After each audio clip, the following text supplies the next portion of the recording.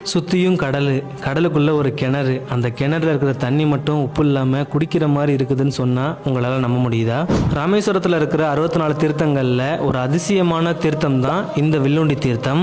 ராமாயண வரலாறு படி இலங்கையில் ராவணனை வென்று திரும்பிய போது சீதாதேவிக்கு தாகமாக இருந்தது. சுற்றியும் உப்பு கரிக்கும் கடல் நீராக இருக்கவும் ராமர் கடலுக்குள்ள அம்பை எய்தி நீரூற்ற ஒன்றை உருவாக்கினார். இந்த புனித நீரை குடிச்சு சீதாதேவியினுடைய தாகம் தீர்ந்ததா நம்பப்படுது. ராமர் தனது வில்லை ஊண்டி இந்த தீர்த்தத்தை உருவாக்குனதுனால இதுக்கு வில்லுண்டி தீர்த்தம் அப்படின்னு பேர் வந்திருக்குது. இந்த ஊருக்கு தண்ணீர் ஊற்று அப்படின்ற மாதிரியும் பேர் வந்திருக்குது. சுத்தியும் அலையா மோதுற இந்த கடல் நீர் உப்பா இருந்தாலும் இந்த சின்ன கிணறுக்குள்ள இப்பவுமே நல்ல தண்ணி வர்றது ஒரு ஆன்மீக மற்றும் இயற்கை அதிசயமாவே கருதப்படுது. பக்தர்கள் இந்த தீர்த்த கிணறுக்கு பக்கத்துல இருக்கிற சிவன் சன்னதியை வணங்கிட்டு இந்த நீரை பருகிறது ஒரு வழக்கமாவே பின்பற்றப்படுது.